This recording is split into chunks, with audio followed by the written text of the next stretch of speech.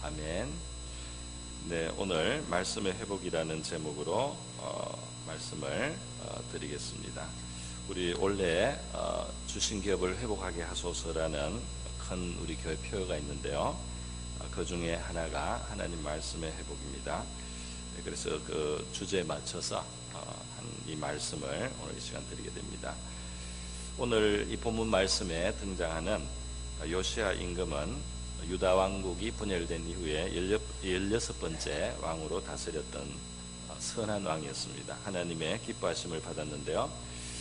그의 아버지 아몬은 2년밖에 왕 노릇을 못하고 대신 할아버지가 굉장히 오랫동안 55년 동안이나 유다를 다스렸습니다.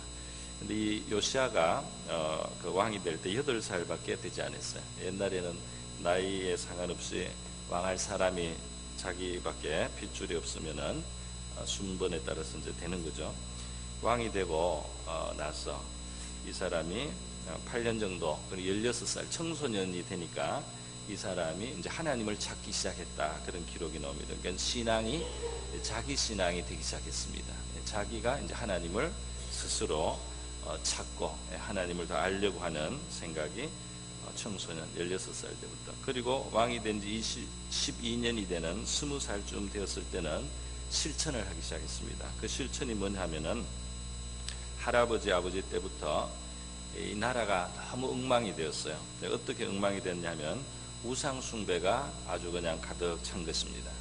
그 징조부 히스기야는 굉장히 위대한 선왕이었고 하나님께 인정을 받는 왕이었는데, 이 할아버지 므낫세부터 할아버지가 아주 엉터리였어요. 너무너무 엉터리여서 바알의 제단, 태양상, 아세라 목상, 이런 우상들을 다 끌어들였는데 여호와의 성전 마당에도, 여호와의 성전도 우상들이 막 들어왔어요.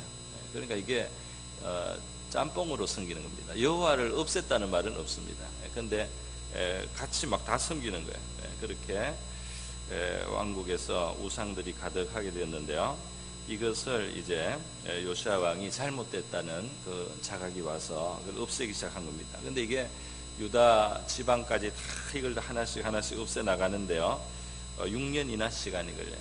뭐 오늘날 같이 빨리 모든 게 전파되고 이런 게 아니기 때문에 이 일을 하는데 6년이나 걸렸다 그랬습니다. 그래서 26살쯤 되었을 때 이제 이 사람 우상을 없애는 이 신앙의 정화 작업을 마쳤습니다. 그리고 나서 이 사람이 또 눈에 들어온 게 뭐냐 하면 여호와의 성전, 여호와가 참 하나님이고 이스라엘의 참 신이고 여호와만 우리가 섬겨야 된다. 근데 우상을 없애고 나서 보니까 성전이 너무 지금 낡고 낙후돼 있고 그동안 잘 돌보지를 안 해서 수리할 것이 너무 많아요. 그래서 요시야가 임금이 이제 그 성전 수리를 명령을 내렸습니다. 그래서 그 성전에 헌금을 하고 헌금한 돈을 교회에서 꺼내서 이제 그 성전 수리비로 쓰는 그런 상황이었어요. 그래서 여기 지금 감독자와 일꾼들에게 돈을 준다 이런 표현이 있지 않습니까?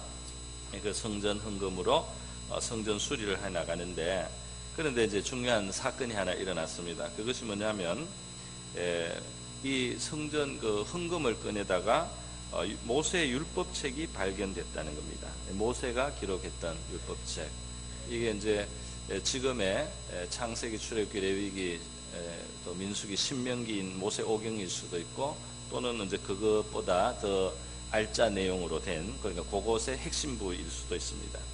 그래서 이 모세의 율법이 발견이 되었다 하는 거예요.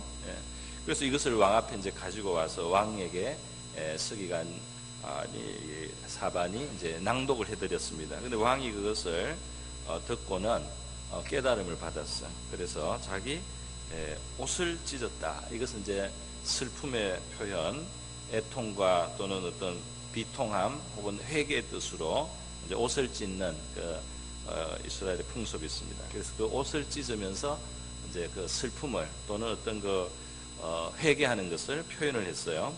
하면서 그 왕이 했던 말은 우리가 너무 하나님의 그 율법을 무시하고 살아왔다는 겁니다. 그래가지고 율법을 이렇게 무시하고 살았기 때문에 우리가 너무 화가 많고 그 재난이죠. 하나님의 진노 아래 지금 있다, 이렇게 했습니다.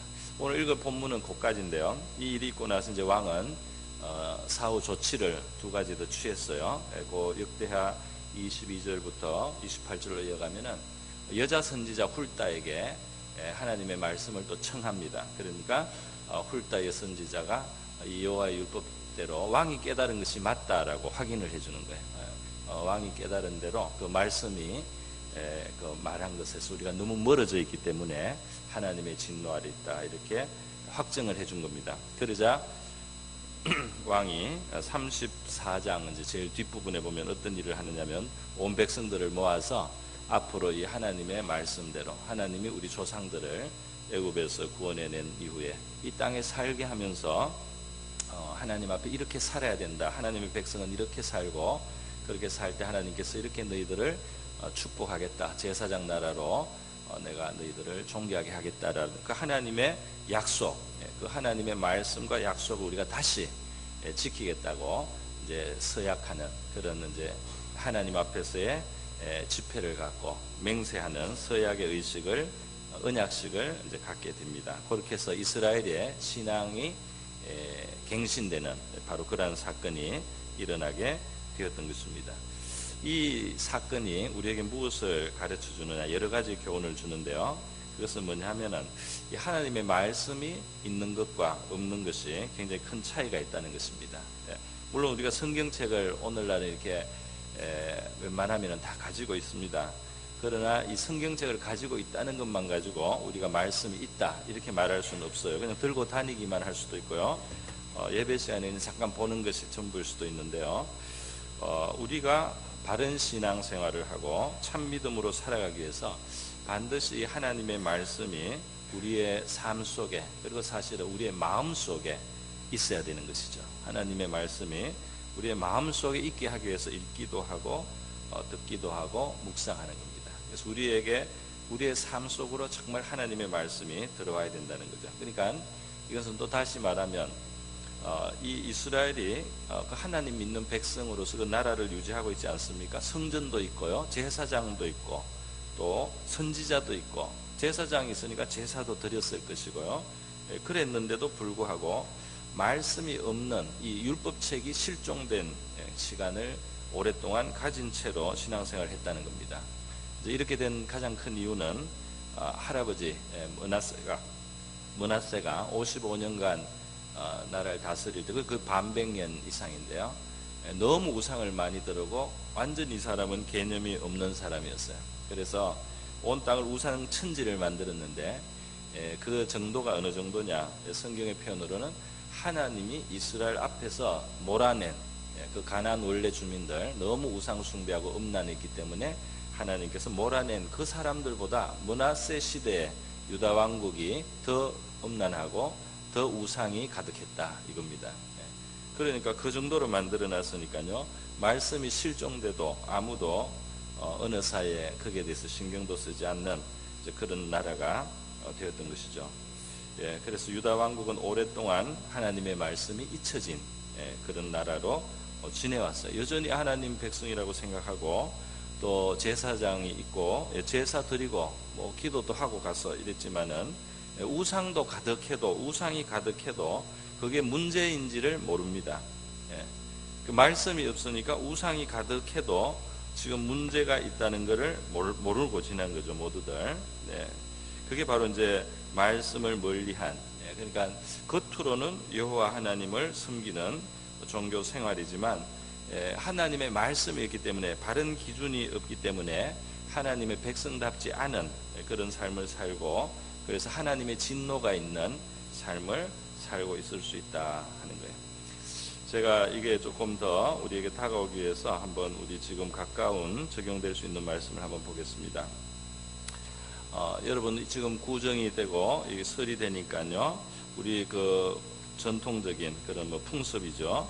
한국에는 이 사주팔자가 있지 않습니까?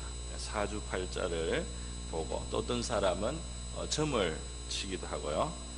그 점장이 찾아가서 올해 운수가 어떻게 했느냐 이렇게 하기도 하고요. 또 뭐 꼭 명절이 아니더라도 너무 어려우면 어디에서 뭐가 문제인지 좀 해결을 해보려고 좀 무당의 힘을 빌어보려고 이런 사람들까지 있는데 무당들은 기독교인도 온다고 이야기를 하니까 어떤 기독교인인지는 모르지만 우리 잘 모르는 정말 말씀이 없는 우리 신앙인들이 있다는 겁니다. 분명히 아닌 분들은 뭐 괜찮아요. 그런데 사주팔자 점치는 거 이런 것이 있다는 거예요. 레위기 19장에 보면 딱 명시가 되어 있습니다. 너희는 점을 치지 말고 술법을 행하지 말라라고 레위기 19장에 말씀이 되어 있어요. 그리고 또 19장 28절에 보면 죽은 자 때문에 너희 살에 문신을 하지 말라는 이런 말씀이 있습니다. 그러니까 옛날에 이 문신을 하던 게 원래 이방 종교에서 어떤 제사하고 관계가 있는 행동이었어요. 몸에 무늬를 놓는 거 이런 것도 하나님 앞에 좋지 않죠. 이게 하나님이 주신 그 성전의 어떤 영적인 성전인 어떤 재료가 우리의 몸인데 이제 거기에다가 이렇게 우상과 관련된 또는 하나님하고 관계가 먼 그런 것을 위해서 이 몸을 이 그림을 그리고 색깔을 하고 이런 것들이 잘못됐다는 거예요. 거기에 이어서 나오는 말씀이 내 딸을 창녀가 되게 하지 말라 이런 말씀도 있습니다. 굉장히 구체적으로 돼 있어요. 레위기 20장에 가면 20장 레위기 20장 6절에 보면 접신한 자 무당 박수를 박수 무당을 음란하게 따르는 자에게는 내가 진노하여 그를 그의 백성 중에 끊겠다는 말씀이 있습니다. 그러니까 이게 하나님의 진노를 사는 일이라는 거죠. 귀신을 접하고 무당이 점을 쳐주고 하는 거 말이죠. 어떤 사람들은 아유 귀신도 참 신통해서 도움이 되기도 한다 이렇게 말하는 사람도 있을는지 몰라요. 그래서 귀신이 내 형편을 알아맞추기도 하고요. 지금 당신 이런 어려움이 있어서 오지 않았느냐 이렇게 정말 귀신처럼 알아맞추면은 깜짝 놀래가지고 귀신이 뭘 좀 도와줄 수도 있겠다. 또 어떨 때는 그 하라는 대로 하면 처방이 좀 듣기도 합니다. 그래서 귀신 말대로 됐단 말이죠. 무당에게도 그 따르는 사람들이 생기는 거예요. 그런데 여러분 이 성경은 우리가 이제 성경을 다 배워보면은 창조주 하나님이 있지만 타락한 천사들이 있어요. 이제 이거는 더 큰 아주 큰 이제 그 이야기라서 이 시간 다 할 수는 없지만은 인간도 타락을 했지만 천사 중에 일부도 타락을 했습니다. 그래서 악한 영으로 인간을 미혹하고 있어요. 그래서 우리 욥기에 보면은 사탄이 하나님 앞에 와서 하나님 앞에 욥을 시험할 수 있게 청구하지 않습니까? 그러면서 하나님이 허락하는 범위 안에서 활동하는 악한 영들이 있다 이 말이에요. 그런데 결국 하나님은 우리가 점을 치지 말라 또 일월 성신에게 경배하지 말라 이렇게 했습니다. 뭐냐면은 살아계신 하나님 창조주의 뜻에 따라서 우리는 살도록 된 존재입니다. 우리는 귀신에게 절하거나 또는 무슨 어떤 날짜나 시간이나 어떤 물건이나 무슨 색깔이나 뭐 이런 것 가지고 운명이 좌우되는 것처럼 이렇게 하는 것은 사실은 사람을 살아계신 참 하나님과의 인격적인 관계가 가장 중요하다는 사실을 우리에게 그걸 흐트리는 거예요. 그래서 여러분 귀신들이 작은 일은 도와주는 것 같지만 큰 일은 우리를 멸망으로 끌고 갑니다. 그래서 작은 것을 주고 큰 것으로 우리에게 더 값을 받아내는 거예요. 망하게 하는 거예요. 우리 조선이 망할 때 대한제국으로 바꿨지만 망하지 않습니까? 민비도 미신에 빠진 아줌마였어요. 그래가지고 나라가 망하는데 그 땅속에 솥을 파묻어서 뭐가 되겠습니까? 무당이 시키는 대로 그 굿하고 큰 돈 내고 말이죠. 그 무쇠솥을 그 궁전 기둥 밑에 그걸 묻으면은 그게 나라에 도움이 된다 말이죠. 왕가에 도움이 된다. 그런 미신을 믿었어요. 그러니까 망하는 겁니다. 그 귀신이 결국은 우리에게 뭘 주는 것 같아도 결국은 더 다 뺏어가고 망하게 하는 것이 귀신이 하는 일이에요. 그래서 하나님은 이 접신자, 신접자를 용납하지 말라 이렇게까지 말씀을 한 것이 물론 불쌍한 사람들이고 그들도 귀신의 그 종이 되고 싶어서 된 게 아니에요. 그 괴롭히니까 위협을 하고 병을 주고 하니까 어쩔 수 없이 종처럼 된 것이죠. 그런데 그 무당들이나 그런 사람들의 그 삶이 어렵지 않습니까? 그 안에 고통이 있습니다. 그러다가 믿게 되는 사람도 있더라고요. 그 귀신을 버리고 또는 떨쳐내고 하나님이 건져주시는 그런 구원의 역사가 일어나서 신앙생활을 간증하는 무당들도 있죠. 옛날 무당들. 여러분 이렇게 예를 들면은 이렇게 점을 치지 마라 말이죠. 사주팔자를 가지고 사주를 보지 마라 말이죠.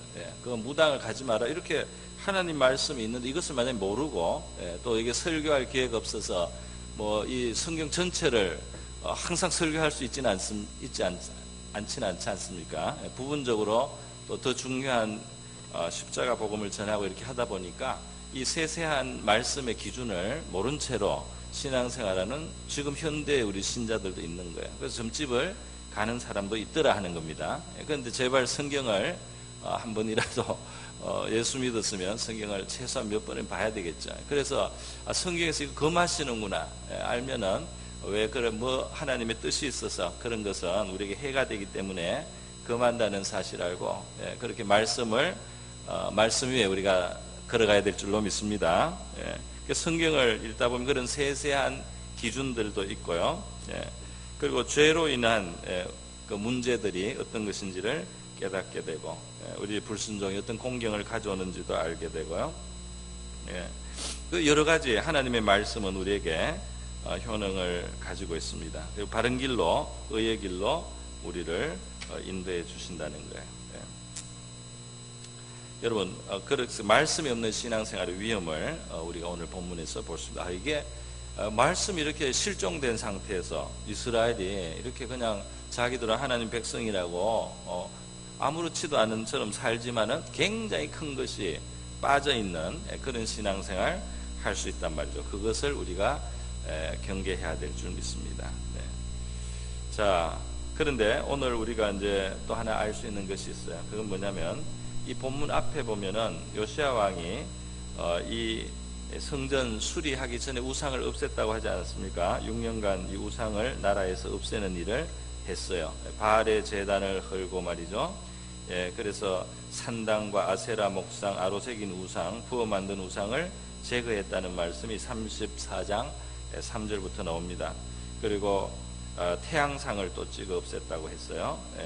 그리고 그런 우상들을 가루로 빻아가지고 그 우상을 섬기던 제사장, 그 우상 제사장들의 무덤에 뿌리고 그 우상 제사장들의 뼈를 불사르고 이렇게 해서 유다와 예루살렘을 정결했다는 이런 말씀들이 있습니다. 이 당시에 태양상도 상당히 유행했던 우상이었던 것 같아요. 자, 그런데 이제 재미있는 것은 요시야 왕은 말이죠. 우상을 없애는 일은 율법책이 발견되기 전에 한 거예요. 그죠? 율법책이 발견되기 전에도 이 왕은 하나님을 찾기 시작하고 하나님의 은혜가 이미 마음속에 시작이 되어서요. 뭘 해야 될지 큰 방향은 이미 아는 거예요. 그래서 이 우상이 이렇게 많게 내버려 두는 것은 잘못됐다는 것을 알고 그걸 제거한 것이죠. 그러니까 말씀이 없다고 뭐 완전히 꽝은 아니에요. 우리가 주님을 마음에 모시고 이 선한 마음과 선한 양심을 가지고 있으면 하나님께서 어느 정도 우리에게 그래도 신앙인으로서 믿음의 사람으로 어떻게 살아야 된다는 기본적인 그런 감을 주는 것이죠. 그래서 뭐 성경을 다 안 배웠어도 예수 믿고 나서 제사할 때 내가 제사에 참여해서는 안 되겠구나 하는 이런 마음이 생기는 사람들이 있는 거예요. 내가 제사를 드려서는 안 된다, 절해서는 안 되겠다, 죽은 사람에게 절하는 것은 뭔가 이상하다, 이렇게 느낌이 오는 것입니다. 그래서 요시야는 자기 안에 그 선한 믿음의 감각을 따라서 선한 양심을 따라서 우상을 없애는 일을 했을 때, 그리고 성전을 수리하는 일까지, 그러니까 하나님 앞에 바른 자세가 있으니까 뭐 말씀을 세세히 몰라도 하나님께 속한 것, 하나님과 관계된 것은 귀한 것이고 내가 잘 이렇게 섬겨야 된다는 정신이 있는 거예요. 그러니까 성전 수리를 하는 거죠. 상식적으로 그거는 할 수 있는 거죠. 그렇게 이제 해나가는, 그렇게 했을 때 이 율법책이 아마 그 헌금함 속에 있었던 것 같아요. 그것이 발견이 이제 되는 겁니다. 말씀이 감추어졌던 말씀이 이제 다시 나타났던 거예요. 다시 나타났어요. 그러니까 이 바른 자세로 하나님 앞에 믿음을 가지고 실천을 해 나가는 사람에게 하나님이 그 성경의 말씀까지, 이 율법책까지 주셨다, 이렇게 우리가 이렇게 볼 수도 있는 거죠. 그러니까 하나님의 말씀이 이제 열리는 겁니다. 이 백성에게, 왕에게 주어지는 겁니다. 하나님 말씀을 몰랐지만은 믿음으로 살려고 하고 하나님 앞에 바르게 살려고 하고 하나님을 잘 섬기려고 할 때 하나님의 말씀이 또 열리는 이런 역사가 있었다는 거죠. 할렐루야. 예수님도 하나님 나라 천국에 대한 비유를 무슨 씨를 뿌리는 이런 비유로 설명을 이렇게 해주셨어요. 근데 그 씨 뿌린 농사 이야기만 듣고는 뭐가 뭔지 알 수가 없는 거예요. 근데 예수님께 찾아와서 그 뜻을 더 알려고 하는 사람, 정말 예수님의 가르침을 받고자 그 씨 뿌린 이야기 듣고 나서 더 계속 예수님 앞에 나와 있는 사람에게 예수님은 그 씨 뿌리는 것이 무엇을 의미하는지, 그것이 하나님의 나라의 어떤 면을 설명하는지를 예수님이 설명을 해주시는 겁니다. 그러니까 예수님 앞에 나와서 그냥 멀찍이 있어서는 가려워진 게 있어요. 근데 더 가까이 나와서 알고자 할 때 예수님께서 그 천국의 비밀을 다 설명을 해주셨습니다. 할렐루야. 그러니까 하나님 앞에 더 가까이 나오려고 하는 사람에게 하나님은 말씀을 더 열어주신다 하는 거예요. 반대로 여러분, 마음을 강팍하게 하고 하나님의 말씀을 주시고 있는데도 불구하고 그것을 무시하거나 저버리거나 이렇게 할 때 말씀은 점점 더 멀어집니다. 점점 멀어지고 나중에는 말씀이 감추어지는 일까지 있는 거예요. 예수님 앞에 가까이 더 나갈 생각이 없으면은 하나님 나라의 비밀을 설명한 그 씨 뿌리는 비유 같은 이런 비유들이 영원히 뭐가 뭔지 모르는 상태로 남아있게 되는 것입니다. 뿐만 아니라 예수님께서는 아모스 선지자 시대에 이런 말씀을 했어요. 아모스 8장 11절의 말씀인데요. 이 땅에 그 기근, 양식이 없어지는 이 기근만 문제가 아니다는 거예요. 백성들이 하나님 말씀을 계속 무시하거나 안 듣거나 귀를 막고 있고 이렇게 가면 어떤 일이 일어나느냐? 말씀의 기근이 일어난다는 겁니다. 말씀의 기근. 말씀의 기근 뭐냐? 하나님이 더 이상 말씀을 주지를 않는다는 거예요. 말씀을 열어주지를 않는다. 말씀으로 깨달음을 주지 않는다는 겁니다. 그래서 아모스 8장 11절에 주 여호와의 말씀이니라. 보라, 날이 이를지라 내가 기근을 땅에 보내리니 양식이 없어 주림이 아니며 물이 없어 가람이 아니요 여호와의 말씀을 듣지 못한 기갈이라 그랬어요. 하나님의 말씀이 이제는 안 들릴 것이다. 하나님의 말씀이 너희들에게 이제는 더 이상 주어지지 않는다. 그게 이제 말하자면 심판입니다. 말씀이 안 주어지는 것은 심판에 해당이 되는 거예요. 그래서 여러분, 우리가 설교 시간에 말씀이 잘 들린다든지 성경을 읽었을 때 이해가 어느 정도라도 되고 그게 말씀 한 구절이라도 단어 하나라도 내 마음에 와닿고 하는 것은 하나님이 말씀을 주고 있는 복을 주시는 상태인 줄 믿으시기를 바랍니다. 하나님이 그 자체가 복을 주고 있는 거예요. 은혜를 베풀고 있다 이 말입니다. 예레미야 15장 16절에 예레미야의 고백입니다. 만군의 하나님 여호와시여, 나는 주의 이름으로 일컬음을 받는 자라. 내가 주의 말씀을 얻어 먹었사오니. 하나님의 말씀이 하나님이 주셔서 내가 그 말씀을 먹었다는 거예요. 먹었다는 말은 이렇게 표현해요. 주의 말씀은 내게 기쁨과 내 마음의 즐거움이오나 그랬어요. 그러니까 이게 양식처럼 내 영혼에 들어와서 내게 힘을 주니까 나에게 기쁨이 되고 즐거움이 된다. 이런 고백을 했습니다. 오늘 저와 여러분이 하나님의 말씀을 듣든지 읽든지 생각하든지 그것이 우리의 마음에 힘을 주고 또 기쁨과 즐거움을 주시는 정말 생명의 양식 되기를 바랍니다. 그게 은혜라는 거예요. 여러분, 그래서 말씀이 주어지고 있는 것이 이 요시아 시대에 말씀이 발견된 것이 그것이 엄청난 하나님의 은총이었단 말이죠. 그들이 요시아가 하나님을 그렇게 찾고 우상을 없애려고 하고 하나님의 집을 다시 깨끗하게 재건하려고 했을 때 말씀이 부어지더라는 거예요. 자, 그리고 말씀이 이제 주어졌을 때 어떤 일이 일어나느냐 하는 것이죠. 오늘 보면 요시아의 이제 회개가 나오는 거죠. 이 사반 서기관이 낭독할 때 옷을 찢고 우리 조상들이 우리 조상 때부터 우리가 하나님의 말씀에 기록한 것을 준행치 않기 때문에 하나님이 이렇게 말씀에서 멀어지면은 너희들에게 이러한 진노가 있을 것이다 하는 그 말씀대로 다 이루어지고 있구나, 이것을 깨달았어요. 이스라엘 유다 왕국이 지금 왜 이렇게 어렵나 말이죠. 유다 왕국에 지금 왜 이렇게 문제가 있나, 하나님의 말씀이 그대로 되고 있는 거구나, 이렇게 깨달았다는 거예요.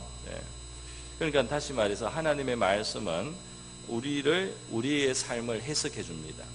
사람들은 성경을 가지고 해석해야 된다, 성경을 들여다보고 성경의 뜻을 해석해야 된다 하지만은 사실은 성경을 보다 보면은, 성경을 우리가 바르게 대하다 보면 거울과 같아서 우리가 어떤 자리에 있는지, 지금 내 상태가 어떤지, 내 삶이 어떤 자리인지, 하나님 보시기에 어떤 지금 자리에 있는지 내 자신이 해석이 됩니다. 할렐루야.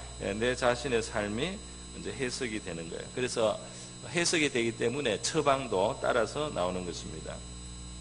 죄를 깨닫게 하는 역사들이 성경에 많이 있어요. 불순종을 깨닫고 또 불신앙을 깨닫게 되고, 나의 교만을 깨닫게 되고, 내 마음의 잘못된 동기를 깨닫게 되고, 내 또 입술에 많은 범죄함을 깨닫게 되고, 하나님을 경외하지 않는 나 자신을 깨닫게 되고요. 여러 가지 많은 것을 깨닫게 됩니다. 사랑이 없음을 깨닫게 되거든. 그래서 우리가 회개하고 하나님 앞에 은혜를 더 구하게 되는 거죠. 뿐만 아니라 이 말씀은 우리에게 소망과 위로를 줍니다. 할렐루야. 하나님의 말씀은 소망과 위로. 그래서 하나님이 살아계심으로 우리가 하나님의 뜻 안에 살아가고 의인의 삶을 살려고 하는데도 다가오는 시련과 어려움에 대해서 우리가 낙심하지 않아야 된다는 것을 알게 합니다. 왜냐하면 하나님께서 이 의로운 사람들의 고난, 또는 의를 행하기 때문에 오는 고난, 하나님의 뜻 안에 살아가면서 당하는 그 시련과 어려움이 우리에게 유익되게 하시고 그 결과를 아름답게 하시는 하나님이라는 것을 성경이 우리에게 확신시켜 주기 때문이에요. 할렐루야. 그러니까 이 연약한 자들에게 힘을 주시는 그런 하나님, 오래 참아주시는 하나님, 또 선으로 바꾸시는 하나님, 이런 하나님에 대해서도 우리가 말씀 속에서 깨닫게 됩니다. 그렇기 때문에 우리가 이 믿음의 길을 갈 수가 있게 되는 거죠. 회개할 것은 회개하고, 또 힘을 얻어야 되고 낙심하지 않아야 되는 그런 것도 하나님의 말씀에서 끊임없이 배우고, 잘못된 것을 깨닫기도 하고 또 위로를 받기도 하고, 그러면서 우리 가는 이 신앙생활은, 발전하는 신앙생활은 하나님의 말씀과 계속해서 내 마음이 접해야 된다는 거예요. 여러분, 요시야도 우상은 잘못됐다는 것은 율법을 듣지 않아도 알았어요. 뭔가 벌써 이게 오는 거예요. 이거는 아니다. 이 여호와의 전 앞에 이 뜰에다가 이 아세라 목상을 세워놓고 이거 하는 거, 이거 뭔가 아니다. 그 기본은 있는 거죠. 그러나 율법책을 펴서 서기관이 읽어줄 때, 그걸 들었을 때 비로소 정말 많은 구체적으로 이스라엘이 지금 잘못하고 있는 것이 무엇이라는 것을 막 깨달았어요. 그래서 이 옷을 찢고 회개하고 백성들과 하나님 사이 다시 언약식을 갖고 이 신앙으로 살아갈 것을 맹세하는 그런 맹세를 하고 이스라엘의 그 신앙을 갱신하는 일까지 하게 되었다는 것입니다.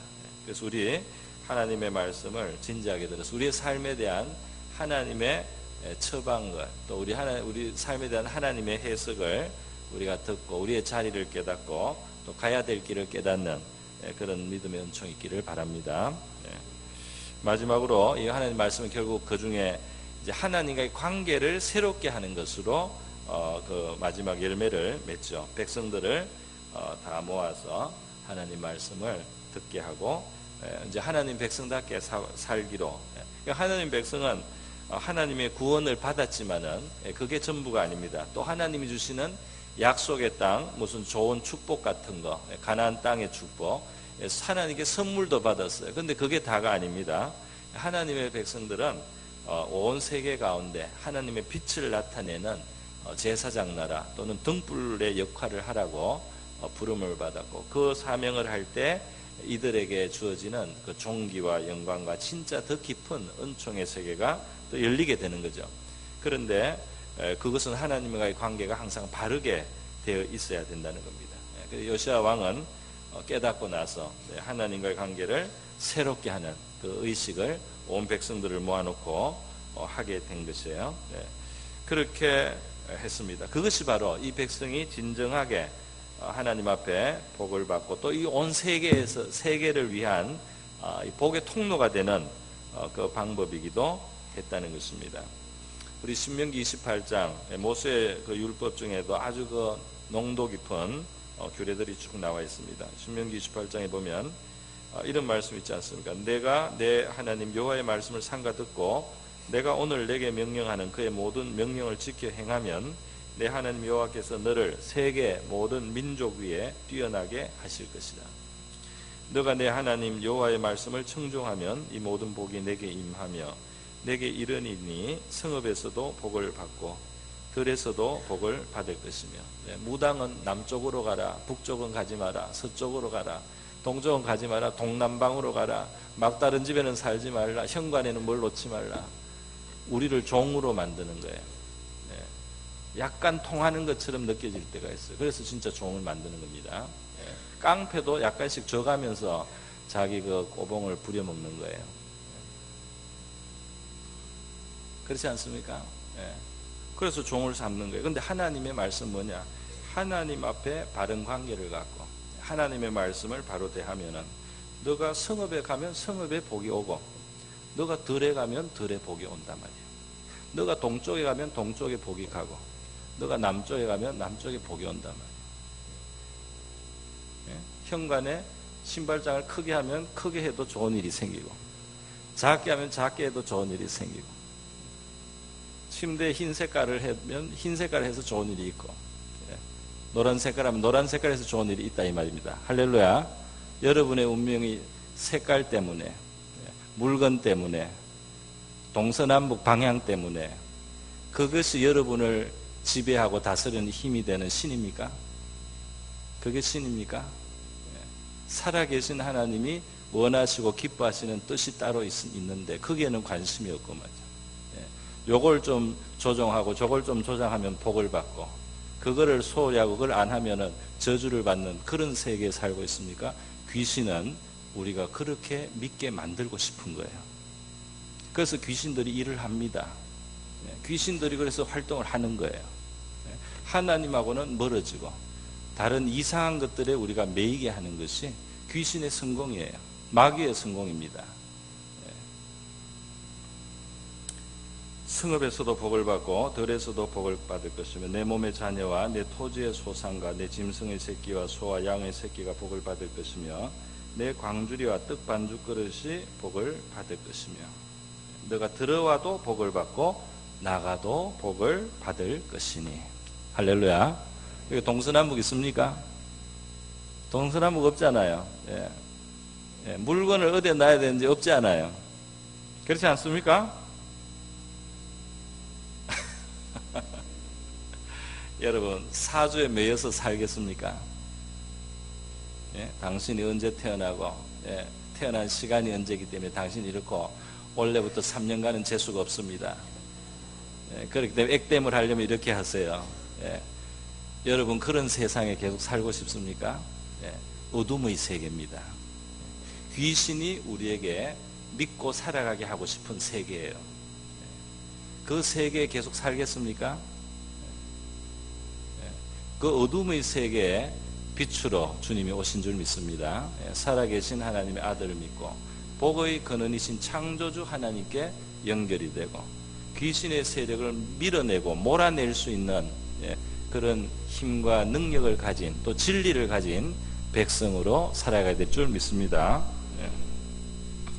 그랬어요. 들어가도 복을 받고 나가도 복을 받을 것이니라. 여호와께서 너를 대적하기 위해 일어난 적군들을 내 앞에서 패하게 하시리라. 그들이 한 길로 너를 치러 왔으나 내 앞에서 7길로 도망가리라. 할렐루야. 우리의 가장 큰 원수는 마귀입니다. 마귀들이 우리에게 불행을 가져와요. 하나님께 불순종하게 하고 하나님을 믿지 못하게 하고 그리고 우리에게 유혹을 놓고 덫을 놓고 시험거리를 놓고 이렇게 해서 우리를 해하고 우리의 영혼을 망하게 하고 될 수만 있으면 지옥으로 끌고 가려고 하는 이 마귀가 가장 큰 대적입니다. 그래서 마귀는 미신으로 세계를 미혹한 거예요. 하나님께로부터 시선을 돌려서 이런 거 저런 걸 가지고 거기에 매여서 살게 하는 겁니다. 그렇게 할 때 그 마귀를 대적할 수 있는 바로 하나님을 모신 승리할 수 있는 우리 신앙인 되신 것을 믿으시기 바랍니다.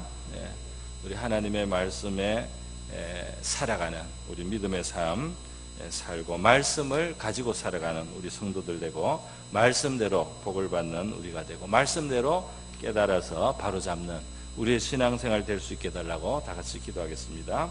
잠깐 기도합니다. 다 같이 소리내서 기도합니다.